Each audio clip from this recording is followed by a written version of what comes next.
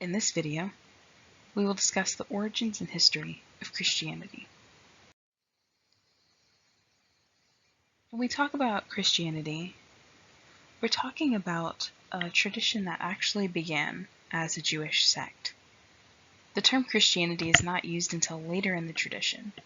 According to the Book of Acts, it's first used in Syrian Antioch. Christianity's origins are essentially just a Jewish sect led by a radical rabbi. It's sometimes called the Jesus movement.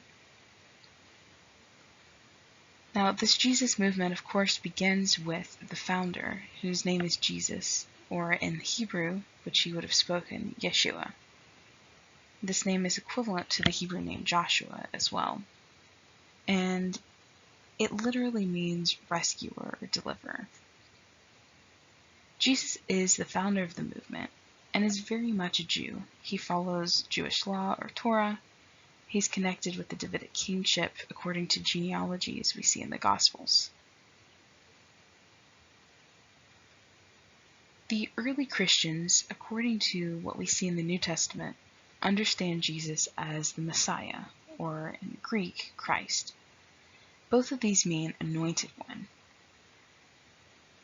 Now, we see in the Gospels that Jesus is often rejected as actually being the Messiah, and this is partially because the Jews were looking for a Messiah who would have been a king or warrior who could have led them out of exile and fought for them. The Jesus we see in the New Testament, on the other hand, is not a king or warrior, but rather is meek and mild and teaches through parables and stories rather than fighting. We see in the New Testament that Jesus does not intend to create a new religion, but rather to reinterpret Jewish law and what he sees as the correct way, dismissing much of the oral law that we've talked about when we talked about Judaism earlier. One of the things we see established during Jesus' lifetime is baptism.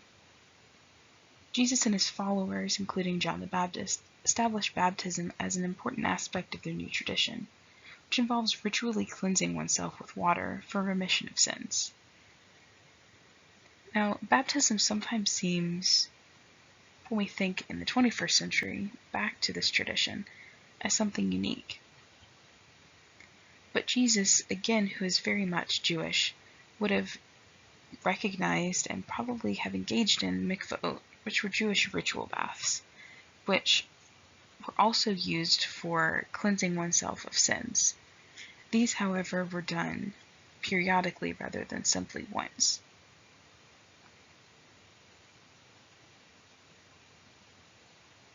We also see the establishment of the Eucharist or Communion or Lord's Supper. Before Jesus' death, he gathers with his disciples, who are his followers and friends, and blesses bread and wine as they share this together. And Jesus calls for this to be remembered and done anytime that they remember him. So this origin that we see becomes an important aspect of Christianity beginning in this first century onward through the 21st century. Jesus' movement is very much anti-imperialist and radical. Jesus rejected common ideas about who was included and excluded, important and unimportant, and so on. We see Jesus, rather than getting along with tax collectors because of their wealthy status, or being with rich people, or those who would be accepted by Jewish religion or Roman government, Jesus spends his time with people who would not be part of this society, would not be accepted, people who were marginalized. These people were people like Mary Magdalene, who was probably a prostitute, people who were lepers, people who typically would not be considered part of the society. And we see Jesus very much rebelling against the established empire, the Roman Empire. When we see the famous passage about turning the other cheek, Jesus is not saying to take being beat up peacefully. Rather, at this point in history, having Romans slap one on the other cheek would mean that they had to hit them as an equal. So Jesus is fighting for equal rights and pushing back against the empire. Because of this, and the issues that this caused with the empire and with some of the Jewish establishments, Jesus was executed by crucifixion, which was commonly reserved for criminals. This occurred around the year 30 CE. Jesus' followers, according to what we see in most of the Gospels, believe that he was resurrected from the dead, symbolically conquering death. Because of this, we start to see Jesus' followers spreading his message and teachings, and the movement began to develop into a separate religious tradition. We start to see a split between Jewish Christians and Gentile Christians. Jewish Christians were those who were previously Jewish and simply adopted Jesus' teachings. Jesus' teachings, while they reinterpreted much of Judaism, did not go against Jewish teachings, so these Jews maintained most of their lifestyle at this point. However, Christianity began to accept people who are Gentiles or non-Jewish into the fold of this new religious tradition. Because of this, and some distinctions on how Gentiles and Jews lived, such as food laws, circumcision, and so on, there was an uproar in early Christianity about who was truly part of the tradition and who was not. Around the year 50 CE, the Jerusalem Council met and became one of the events that distinguished Christianity from Judaism. It determined that non-Jews could convert to Christianity without following Jewish law, such as food laws and circumcision. We see early Christianity spread by apostles, and the word literally means messengers. People like Paul, who was a Pharisee who adopted Jesus' teachings.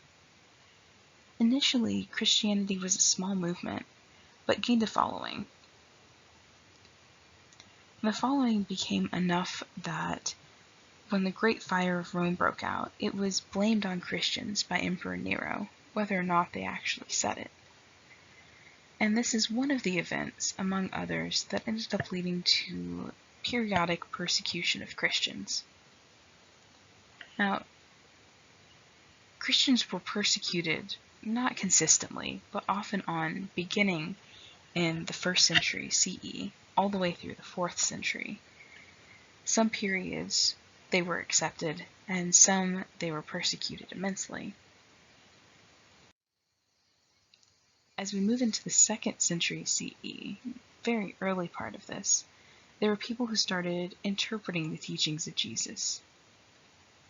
At this point, we see churches were not necessarily separate entities, but one Catholic church. Now notice this as a lowercase Catholic. Catholic in this sense literally means universal. So the Catholic Church we see here is a combination of all the churches that had been established by Jesus and his apostles. However, in the 2nd century already there were divisions in the church. And there was a discussion of what was orthodox. Orthodoxy literally means right teachings, versus heresy, or what is not accepted as orthodox. We'll talk a bit more about orthodoxy versus heresy later, but these distinctions began as early as the 2nd century. While the Christians went through some periods of persecution, several different periods, it ended up actually strengthening it because people recognized that Christians were willing to die for their cause. As we move into the 4th century CE, Christianity becomes legalized by Constantine the Great. According to some stories, Constantine the Great converted to Christianity, and was the first to actively ask Christians to pray for the empire alongside the Romans. Supposedly, Constantine saw the sign of a cross, or sometimes Chai, which is the Greek letter that begins the word Christ, in the sky when he was going into battle. And this was one of the events that helped convert him to Christianity, according to the tradition. This is the point when Christianity becomes not only a legal religion, but also a major religious tradition that's highly integrated with politics. In 325 CE, the Council of Nicaea met as the first council that addressed all churches, and this was the time when the Nicene Creed was created.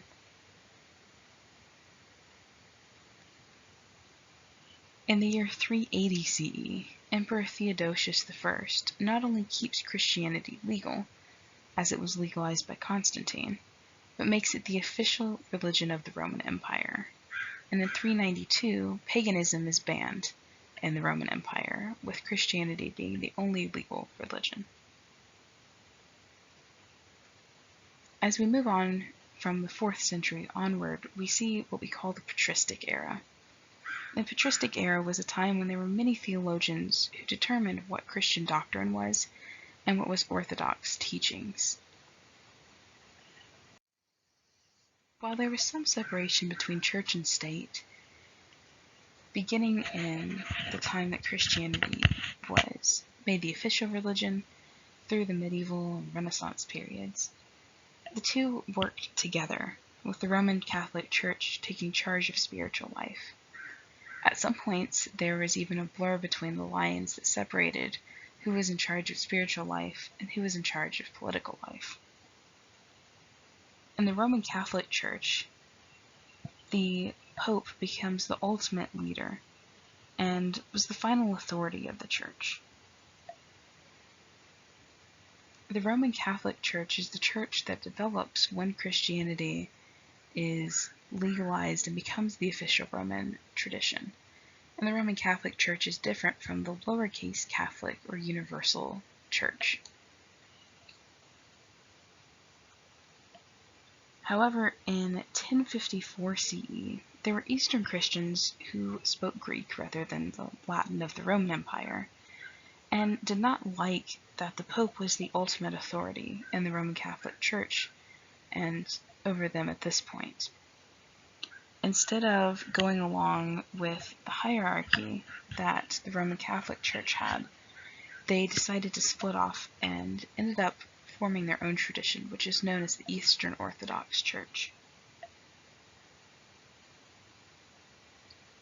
During the medieval period, the Roman Catholic Church began accumulating many followers and a lot of wealth because of that.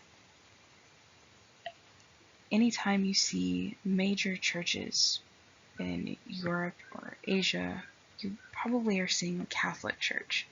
They're usually ornate and have a lot of decoration.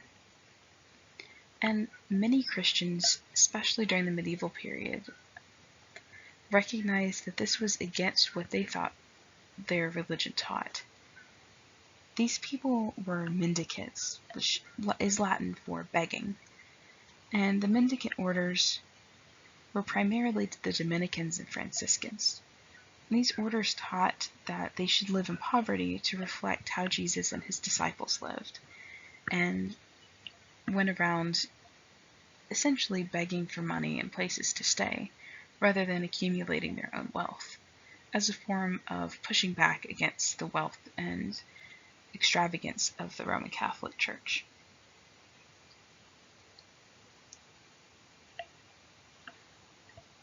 The Roman Catholic Church and its teachings into the 1500s started focusing on selling indulgences. And indulgences were ways to get out of purgatory, whether it was get out of purgatory faster or completely, for either the person buying it or for whomever they wanted to buy it for, like a family member. And some people in the Catholic Church did not think that this corresponded with their religious values. One of these people, of course, was Martin Luther.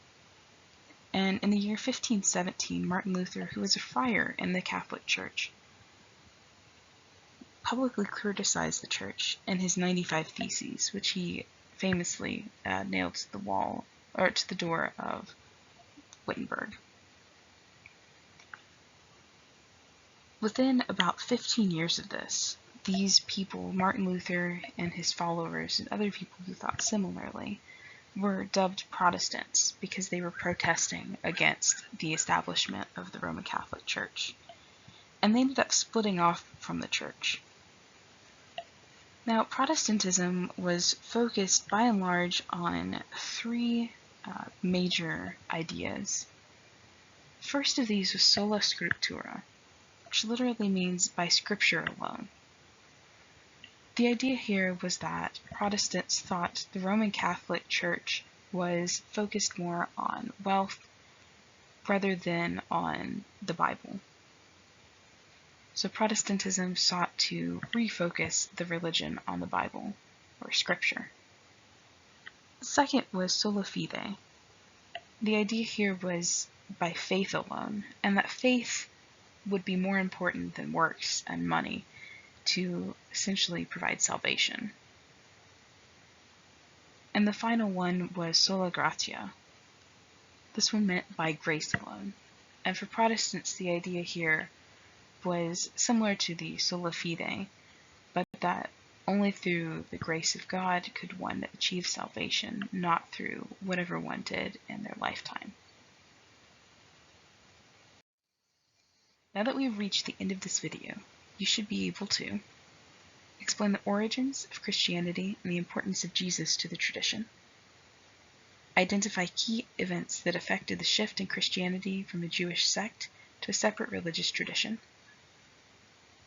describe key events that caused the transition from Christianity being illegal to being the official religion of Rome, and describe and explain the divisions of the Christian tradition and their belief systems.